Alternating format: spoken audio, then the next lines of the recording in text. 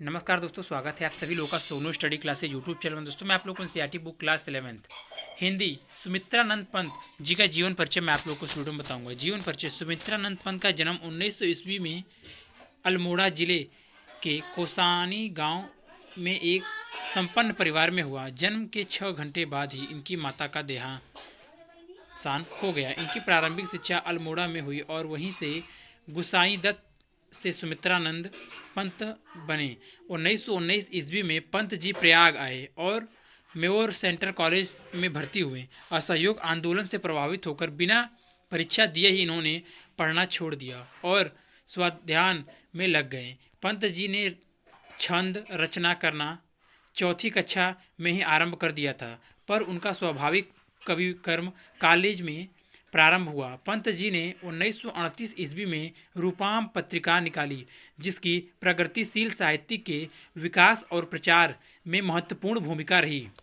1950 से 1957 ईस्वी तक वे आकाशवाणी की हिंदी परामर्शदाता रहे।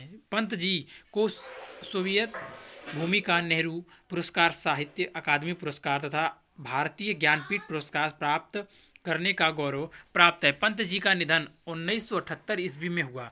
रचनाएं। पंत जी की अहम काव्य कृतियां हैं वीणा, ग्रंथि, पल्लव, गुंजन, युगांत, युगवाणी, गाम्या, स्वर्ण किरण, उत्तरा कला और बूढ़ा चांद, चिदम्बरा आदि। पंत जी ने छोटी कविताओं तथा गीतों के साथ परिवर्तन जैसी लंबी कविता और लोकायतन नामक महाकाव्य की रचना की है। यहाँ इनकी एक कविता संध्या के बाद दी गई हैं। साहित्यिक विशेषताएं। पंत जी प्राकृतिक प्रेम और सौंदर्य के कवि हैं। वह सर्वाधिक भावुक तथा कल्पनाशील कवि के रूप में चर्चित रहे हैं। इनकी कविताओं में पल पल परिवर्तित होने वाली प्राकृतिक के गत्यात्मक मूर्त और सजीव चित्र मिलते हैं।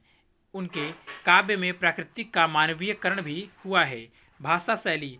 पंत जी का संपूर्ण साहित्य आधुनिक चेतना का वाहक है। उन्होंने हिंदी कविता को अभिव्यंजना की नई पद्धति तथा काव्य भाषा को नवीन दृष्टि से समृद्ध किया है। पंत की कविता में भाषा और संवेदना के सूक्ष्म तथा अंतरंग संबंधों की पहचान है। इससे हिंदी काव्य भाषा में नए संदर्भ बोध का विकास हुआ है। उन्होंने खड़ी बोली हिंदी काव्य भाषा की व्यंजना शक्ति का विकास किया है तथा उसे भावों की, विचारों की अभिव्यक्ति के लिए अधीन सक्षम बनाया। इसलिए उन्हें शब्द शिल्पी कवि भी कहा जाता है।